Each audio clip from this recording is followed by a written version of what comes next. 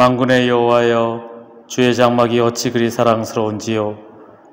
내 영혼이 여호와의 궁정을 사모하여 쇠약하며 내 마음과 육체가 살아계시는 하나님께 부르짖나이다. 나의 왕 나의 하나님 만군의 여호와여, 주의 제단에서 참새도 제 집을 얻고 제비도 새끼들 보금자리를 얻었나이다. 주의 집에 사는 자들은 복이 있나니 그들이 항상 주를 찬송하리이다. 아멘. 사랑이 많으신 하나님 아버지, 저희들을 존귀한 하나님의 자녀로 부르시고 말씀을 따라 복 있는 사람의 길을 걸어가게 하시니 감사합니다. 때로는 우리가 걸어가는 인생길에 어려움과 슬픔과 괴로움도 있었지만 하나님께서는 우리에게 때를 따라 돕는 은혜를 주셔서 언제나 승리하게 하셨습니다. 이제 주님께서 허락해 주신 그 구원의 감격과 승리의 확신을 가지고 하나님께 나아갑니다. 거룩한 주일 구별하여 드리는 우리들의 예배를 흠양하시고 홀로 영광 받아 주옵소서. 예수님의 이름으로 기원하옵나이다. 아멘. 사도신경으로 우리의 신앙을 고백합니다. 나는 전능하신 아버지 하나님 천지의 창조주를 믿습니다. 나는 그의 유일하신 아들 우리 주 예수 그리스도를 믿습니다. 그는 성령으로 잉태되어 동정녀 마리아에게서 나시고 본디오 빌라도에게 고난을 받아 십자가에 못 박혀 죽으시고 장사된 지 사흘 만에 죽은 자 가운데서 다시 살아나셨으며 하늘에 오르시어 전능하신 아버지 하나님 우편에 앉아 계시다가 거기로부터 살아있는 자와 죽은 자를 심판하러 오십니다.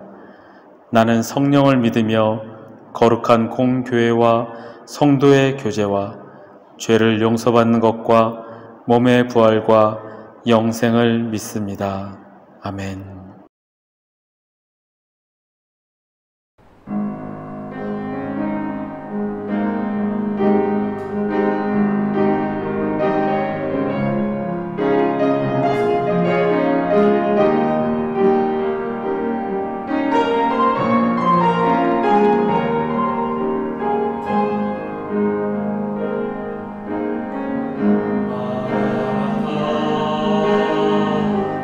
주 예수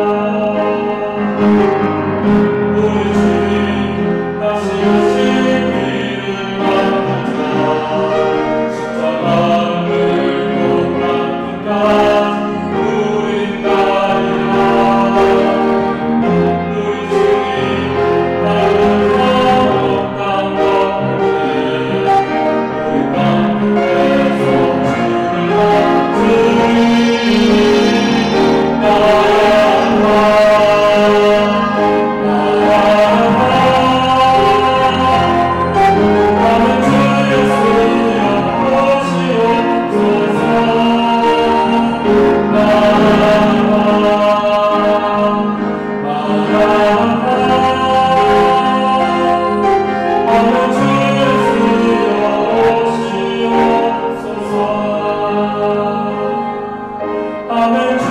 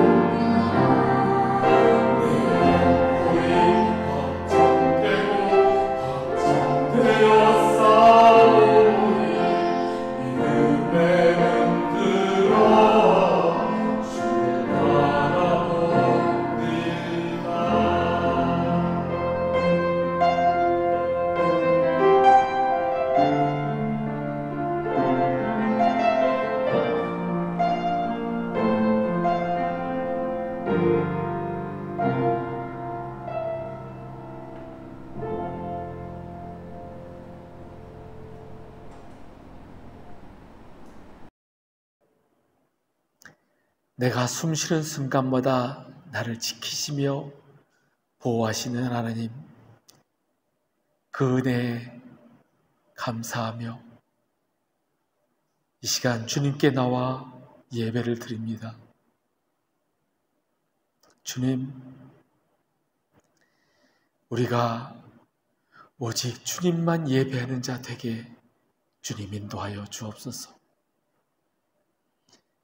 내 영혼이 오직 주님만을 찬양하며 주님께만 예배하는 우리가 되게 주님 인도하여 주옵소서. 오직 주님만을 바라며 주님께로만 나아가는 우리의 마음이 되게 하여 주옵소서. 말씀을 듣습니다.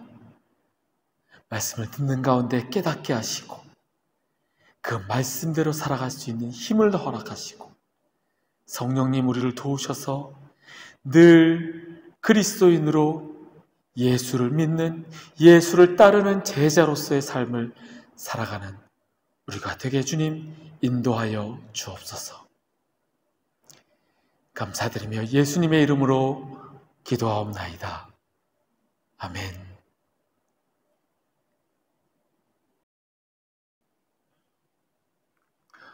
오늘은 세상에 있되 세상에 속하지 않음이라는 제목으로 함께 말씀을 나누려고 합니다. 오늘 말씀은 마태복음 8장 18절에서 22절 말씀입니다. 제가 봉독하겠습니다. 예수께서 무리가 자기를 애워싸는 것을 보시고 건너편으로 가기를 명하시니라. 한 서기관이 나와 예수께 아뢰되 선생님이여 어디로 가시든지 저는 따르리이다. 예수께서 이르시되 여우도 굴이 있고 공중에 새도 거처가 있으되 인자는 머리 둘 곳이 없다 하시더라. 제자 중에 또 한 사람이 이르되 주여 내가 먼저 가서 내 아버지를 장사하게 허락하옵소서.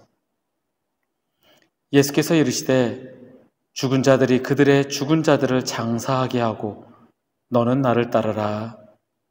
아멘.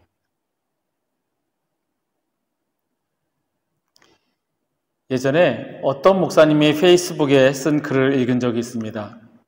방송에도 많이 나오고 꽤 유명한 목사님입니다.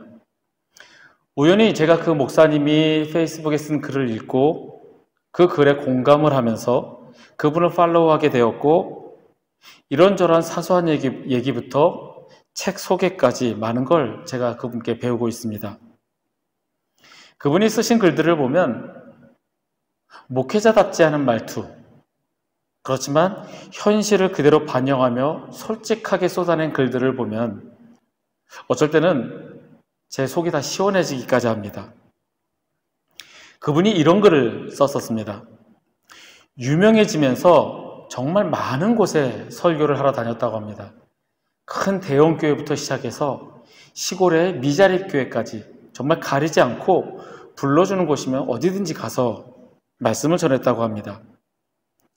그런데 우리가 생각하고 기대하는 것만큼 대형 교회, 큰 교회 목사님들이 모두가 다 점잖고 훌륭하고 매너 있고 그리스도인다워 보이지 않았다라고 이야기를 합니다. 그러면서 딱 두 분의 실명을 들면서 이 두 분은 정말 그리스도인 같더라. 정말 존경할 만한 목사님이다 라고 실명을 밝힌 적이 있습니다. 그러면서 그분이 덧붙이는 것이, 그러면 작은 교회, 미자립 교회, 그런 교회 목사님들은 다들 겸손하고 성실하고 정말 그리스도인다울까? 그런 분들도 있지만 일부는 대형 교회를 비판하고 그 자격지심에 자신의 처지를 비관하고 불평하며 그런 얘기만 쏟아냈다고 합니다. 우리가 그리스도인으로 살아가야 하는 것은 당연합니다. 그런데 실제 현실을 들어가 보면은 그렇지 못한 경우가 많습니다. 목회자나 평신도나 그런 직분을 떠나서, 그리고 또한 대형 교회 목사님이나 작은 교회 목사님이나 모두가 그리스도인다운 삶을 살지는 못하는 것 같습니다. 늘 그리스도인의 삶을 강조하며 그렇게 살아야 한다고 주장하지만 과연 무엇이 그리스도인의 삶인지도 잘 모르겠고 어떻게 살아가야 하는지도 잘 모릅니다. 무조건 착하게만 살고 금욕적인 생활만 하는 것이 과연 그리스도인의 삶일까? 그게 답이라고 한다면 우리는 다 세상 등지고 수도원으로, 기도원으로 들어가서 수도사처럼 금욕적으로 살아가야 할 겁니다. 하지만 우리는 이 세상에서 이 세상을 살아가야 하고, 하지만 세상 사람들과는 똑같이 살면 안 된다는 것을 우리는 알고 있습니다. 바로 오늘 말씀의 제목처럼 세상에 있되 세상에 속하지 않음이라는 겁니다. 오늘 본문 말씀을 읽으면서 저는 의아한 점이 있었습니다. 성경을 쭉 읽다가 보면은 이 마태복음 8장, 9장을 쭉 읽으면은 계속해서 예수님께서 이적을 행하시는 장면들이 나옵니다. 나병 환자를 치유하셨고 가버나움의 백부장의 종을 고치셨습니다. 말씀으로만 해도 고치실 줄 믿습니다. 주님, 나도 내 종 보고 가라 하면 가고 오라 하면 옵니다.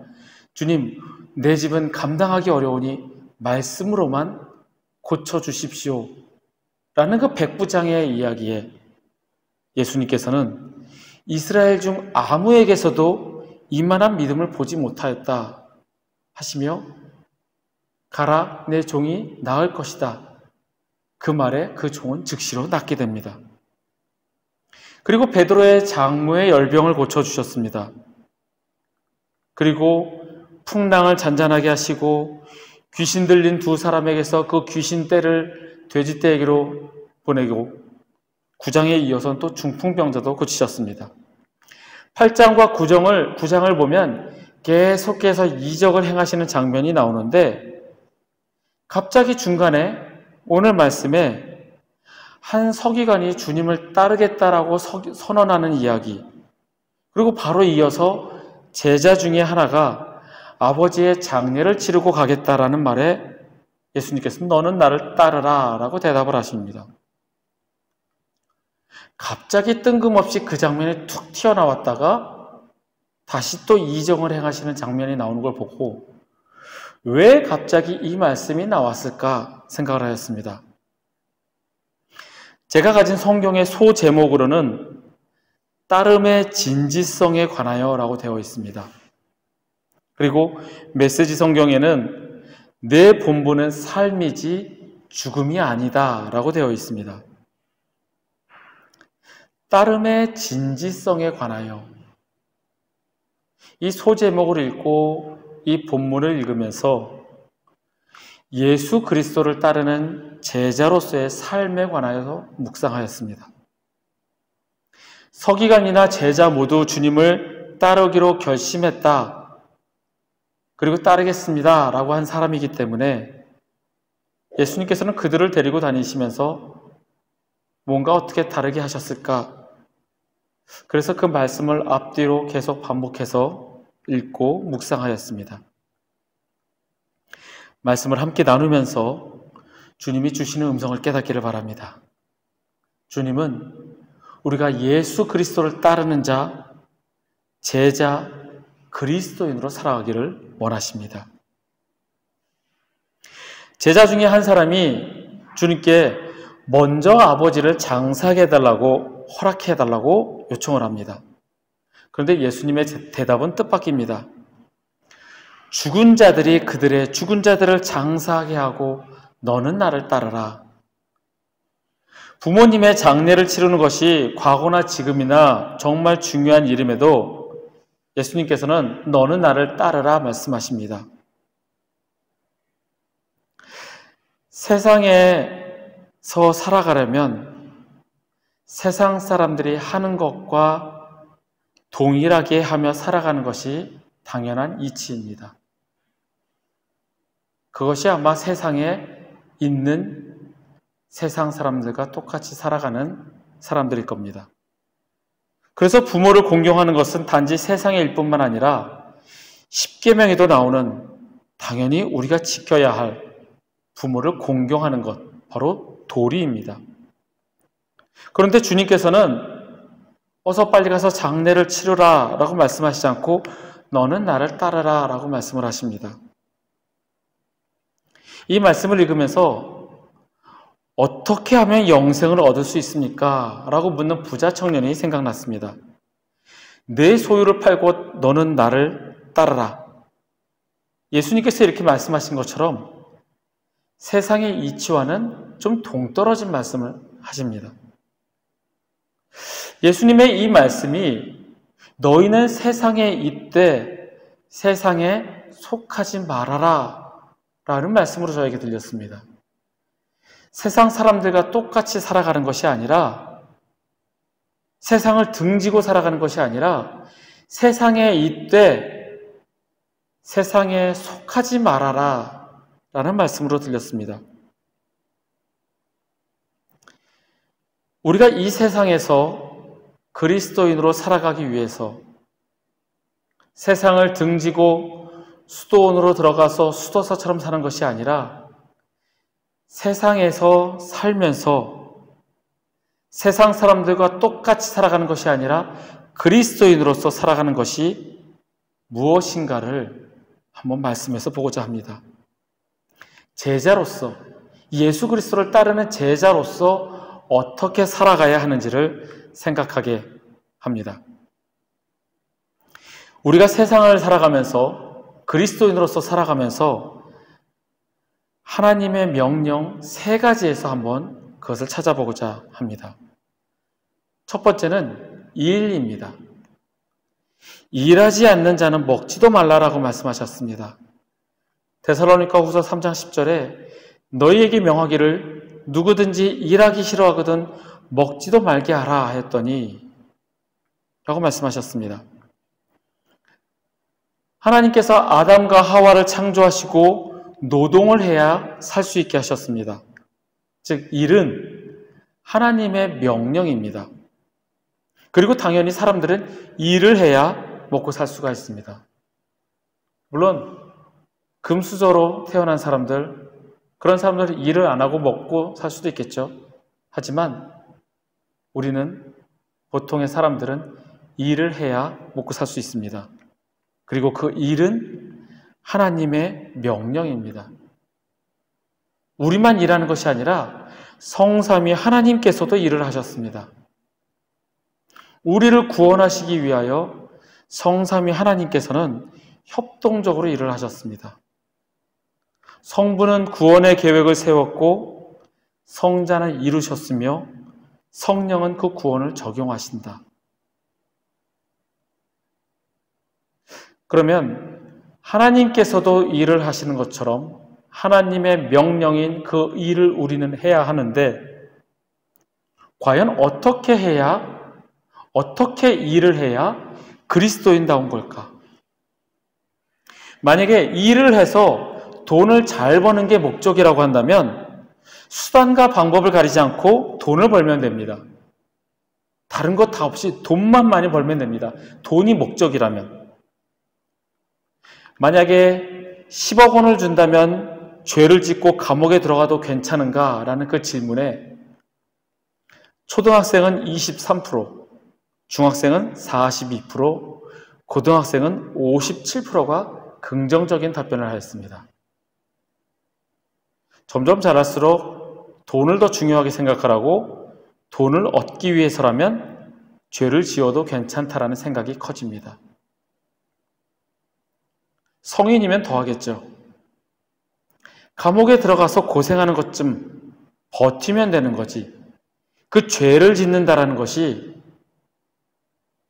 그것이 나쁜 짓이시고 하나님 앞에서 하지 말아야 할 짓이라는 것을 깨닫지도 못하고 죄에 대한 의식마저 희미해져 가는 세상입니다.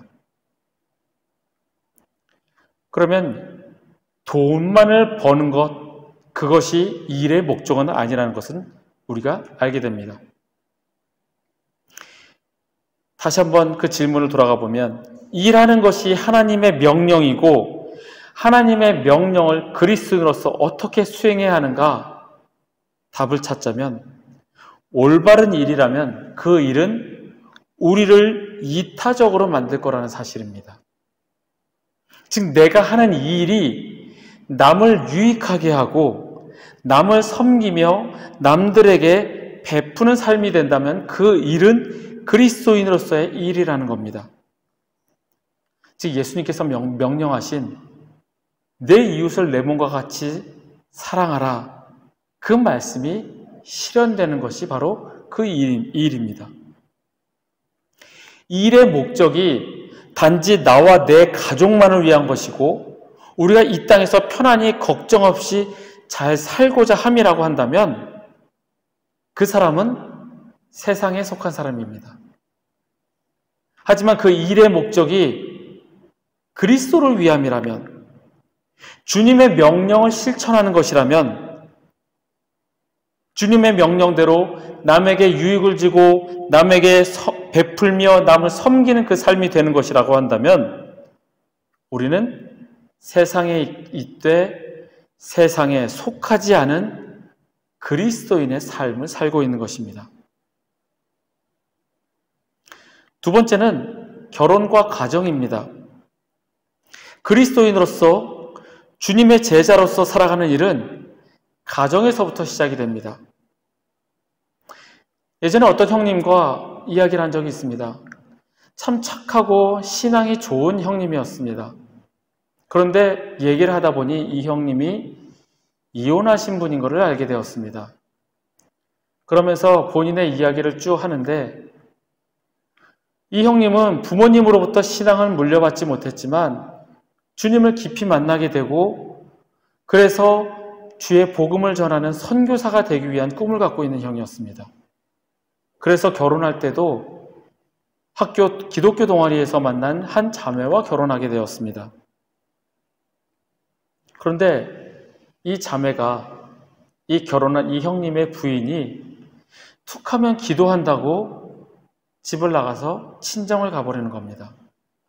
가서 며칠씩, 어쩔 땐 길게는 한 달씩 아이 팽개쳐놓고 기도한다고 가버리는 겁니다. 이 형님이 말하기를 나는 그거를 참을 수가 있는데 우리 믿지 않는 부모님은 참을 수가 없다라는 겁니다. 그래서 결국 이혼할 수밖에 없었다 라는 얘기를 들었습니다. 아무리 겉으로 드러나는 모습이 신앙인의 모습이고 그리스도인의 모습일지라도 가정에서 폭군이며 아이들과 배우자들에게 공포의 대상이 되며 그 가정을 전혀 돌보지 않는 사람이라고 한다면 그것은 결코 올바른 신앙이 아닙니다. 또는 방금 예를 든 것처럼 기도한다고 내 신앙생활 한다고 가정 팽개치고 아이들 버려두고 나는 기도하겠다고 다닌다면 그건 역시 주님이 원하시는 모습은 아닙니다. 예수님께서 우리를 사랑하시고 우리를 위해 자신을 주신 것처럼, 그리고 우리의 아버지이신 하나님이 우리를 사랑하시고 우리에게 좋은 선물을 주시는 것처럼 우리도 나의 배우자와 내 자녀들을 더 사랑하고 이해하고 안아줘야 하는 것이 그리스도인의 당연히 해야 할 사명입니다. 안에서 새는 바가지 밖에서도 샌다라는 그런 옛 속담처럼 안에서 잘못하는 사람은 밖에서도 잘못합니다. 가정에서는 전혀 그리스도인답지 않으면서 밖에 나와서 그리스도인처럼 보이려고 한다면 그것은 위선이고 거짓이라는 겁니다. 하지만 가정에서 충실하고 아내와 남편을 사랑하고 아이들을 말씀으로 사랑으로 양육하며 살아간다면 그것이 그리스도인의 삶이고, 반면에 세상과 같이 불륜에, 가정폭력에, 가정에서의 불순종, 불화, 싸움이 가득하다면 이들은 바로 세상에 속한 자가 됩니다. 세상에 있되 세상에 속하지 않은 자, 가정이 그 출발점이 됩니다. 세 번째는 교회입니다. 교회를 세우신 분은 주님이십니다. 그러므로 교회의 존재 이유는 복음을 전하기 위함입니다. 코로나 시대를 지나면서 많은 사람들이 오히려 교회에 등을 돌렸습니다. 아마 이제 정상적인 사회가 되더라도 기독교인의 교인 수는 정말 많이 감소할 겁니다. 두려움에 오히려 주님을 의지하기 위해서 교회로 발걸음을 옮겼던 것이 아니라 오히려 교회를 향해 비난하고 욕을 합니다. 감염될 수 있다는 그 공포감 속에서 교회는 대면 예배를 강행하였습니다. 믿지 않는 사람들에게 비춰지는 인상은 저 사람들 모이게 못하면 헌금이 줄어드니 저렇게 대면 예배를 강행한다, 그런 생각만 합니다. 물론 우리는 예배를 생명처럼 지켜야 하는 것이 맞지만 교회의 존재 이유를 잊어서는 안 됩니다. 세상 사람들의 눈치를 보라는 것이 아니라 교회가 존재해야 하는 이유, 그리스도인으로서의 이 일을 할 때 이기적이 아닌 이타적인 일을 해야 하는 것처럼 우리가 명심해야 하는 것은 교회 역시 존재의 이유를 잊지 말아야 한다는 겁니다. 본회퍼 목사님은 그의 미완성책 윤리학에서 이렇게 말합니다. 교회에 속한 이들에게 주어진 첫 번째 과제는 종교 기구를 만들거나 경건한 삶을 영위하는 방식으로 스스로 어떤 대단한 존재가 되는 것이 아니라 세상에서 예수 그리스도의 증인이 되는 것이다. 우리들의 첫 번째 사명, 그리고 교회의 사명은 이 세상에서 예수 그리스도의 증인이 되는 것입니다. 보네포 목사님이 이렇게 말했다고 해서 우리가 그렇게 얘기하는 것이 아니라 예수님께서 제자를 부르시고 교회를 세우신 이유는 복음을 전하는 것이며 예수 그리스도의 증인이 되는 것입니다. 교회를 세우신 것은 우리들이 모여서 교제하고 우리 가운데서만 기쁨이 있게 하려 함이 아닙니다. 교회가 커지고 건물을 세우고 거대한 조직의 구성원이 되어서 의시되는 것이 교회와 믿는 자들의 목표가 아니라 오직 복음을 전하는 것, 그것이 목표가 되어야 합니다. 교회의 존재 이유를 기억하고 오직 복음을 전하는 사명을 감당하는 것이 교회가 세상에 있되 세상에 속하지 않은 것입니다. 오늘 본문의 소제목이 따름의 진지성에 관하여라고 말씀드렸습니다. 우리가 주님을 따름에 있어서 세상에 있되 세상에 속하지 않는다라는 것은 세상 사람들이 추구하는 것과 같은 것을 추구하는 것이 아니라 세상 사람들과 똑같이 향락을 즐기며 돈과 명예와 성공을 쫓아가는 삶이 아니라는 말씀입니다. 우리의 삶 전체, 나의 일, 결혼과 가정생활, 교회 공동체 안에서의 삶을 그리스도 안에서 그리스도를 향해 살아가는 것입니다. 그리스도인의 삶, 제자도의 삶을 사는 것은 그리스도 안에서 성숙되어져 감을 의미합니다. 성숙은 바로 그 과정을 의미합니다. 완전한 상태가 아닌 한 단계 한 단계 발전해 가는 것이 성숙입니다. 그 성숙의 과정 속에서 우리는 넘어지고 깨지고 낙담하기도 합니다. 그래서 우리는 늘 하나님의 은혜를 구해야 합니다. 오늘 본문에 뒤이어 나오는 말씀이 배에 올라 그리고 건너가시는데 풍랑이 일어서 두려움에 떠는 제자들에게 하시는 주님의 말씀입니다. 주님께서는 믿음이 작은 자들아 라고 말씀하십니다.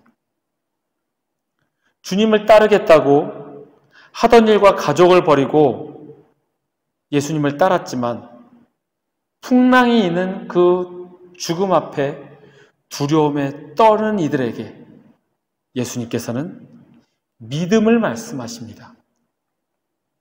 믿음은 하나님의 은혜로 주어지는 선물입니다. 제자들이 예수님을 옆에서 보고 배우며 성숙되어져 가는 과정 속에 있었겠지만 세상이 몰아치는 풍랑 속에서 그들은 두려워합니다. 성숙의 과정에서 넘어지고 깨집니다. 그때 그들은 주님의 은혜를 구합니다.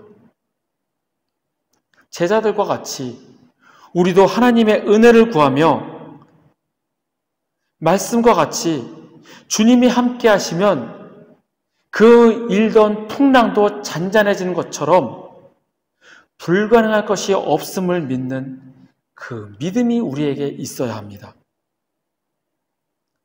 제자들은 그래도 주님께 구원하소서 우리가 죽겠나이다 라고 구하였습니다. 주님의 은혜를 구하였습니다. 결과는 예수님의 말씀으로 풍랑이 잔잔해졌습니다. 성숙의 과정 속에서 주님의 은혜를 구했던 제자들입니다. 여러분과 저의 모습은 어떻습니까? 성숙의 과정 가운데 있습니까? 아니면 무늬만 그리스도인인 세상에 있고 세상에 속한 삶을 살고 계십니까? 주님께서는 우리가 세상에 있되 세상에 속하지 않은 삶을 살기를 원하십니다. 그리고 우리가 그렇게 살아가기 위해서는 주님의 은혜를 구해야 합니다. 내 힘으로 살아갈 수 없기 때문입니다. 말씀을 정리하겠습니다. 그리스도인의 삶을 살아가기 위해서 주님께서는 3가지 명령을 하십니다. 이 일을 함에 있어 나의 욕심과 욕망만을 채우는 것이 아니라 이타적인 일, 주님의 명령을 행하는 일이 목적이 되어야 합니다. 가정생활을 함에 있어서 가정에 충실하고 배우자를 사랑하며 자녀들을 말씀으로 양육하며 살아야 합니다. 교회의 존재 목적은 복음을 전하기 위함입니다. 교회에 속하는 우리 역시 예수 그리스도의 증인이 되는 것이 목표입니다. 그리스도 안에서 그리스도를 향해 살아갈 때 우리의 힘으로는 할 수 없기에 우리는 하나님의 은혜를 구해야 합니다. 믿음을 주시기를, 어려움 속에서 이겨낼 힘을 주시기를 기도하며 제자도의 삶을 살아가도록, 그리스도인의 삶을 살아가도록 성숙의 과정을 한 단계 한 단계 밟아가시는 저와 여러분이 되시기를 간절히 소원합니다. 함께 찬양하겠습니다.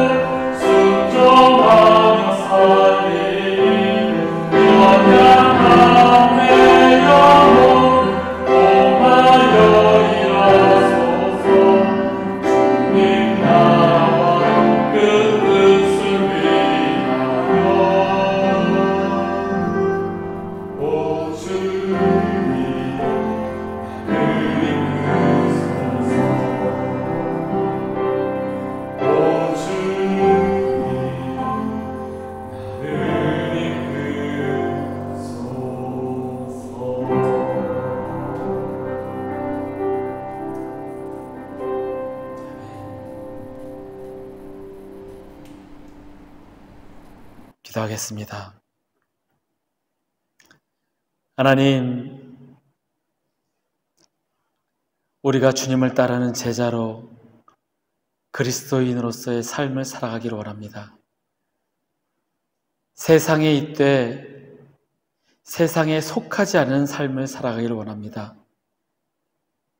세상 사람들이 바라보는 것과 똑같은 것을 바라보며 살아가지 않게 주님, 우리의 마음을 붙잡아 주시고 이 땅에서 그리스도인으로 주님의 명령을 순종하는 그리스도인으로서 살아가는 우리가 되기를 다짐합니다. 주님, 복음 전하는 자로 살아가게 하여 주옵소서. 우리가 이 땅에서 살아가는 것이 단지 나의 평안과 안녕을 위한 것이 아니라 주님의 명령에 순종하며 주의 복음을 전한 자로 살아가도록 주님, 우리의 마음을 굳게 하도록 믿음을 허락하여 주시고 은혜를 허락하여 주옵소서. 그렇게 살아가는 자 되게 주님 인도하여 주옵소서. 여호와는 내게 복을 주시고 너를 지키시기를 원하며 여호와는 그의 얼굴을 내게 비추사 은혜 베푸시기를 원하며 여호와는 그 얼굴을 내게로 향하여 드사 평강 주시기를 원하노라. 지금은 우리를 구원하신 우리 구주 예수 그리스도의 은혜와 독생자를 보내어 죽이시기까지 우리를 사랑하신 아버지 하나님의 크신 사랑과 우리 안에 계시며 우리가 말씀대로 살아가도록 도우시는 성령님의 교통하심이 거룩한 주일 주의 전에 모여 함께 예배드리는 우리 회복교회 교우들과 그 가정 위에, 그들의 일터와 주의 날 예배드리기 위해 모인 전 세계 모든 교회 위에, 우리 조국 대한민국과 이 땅 말레이시아 위에 지금부터 영원토록 함께 하시기를 간절히 축원하옵나이다. 아멘.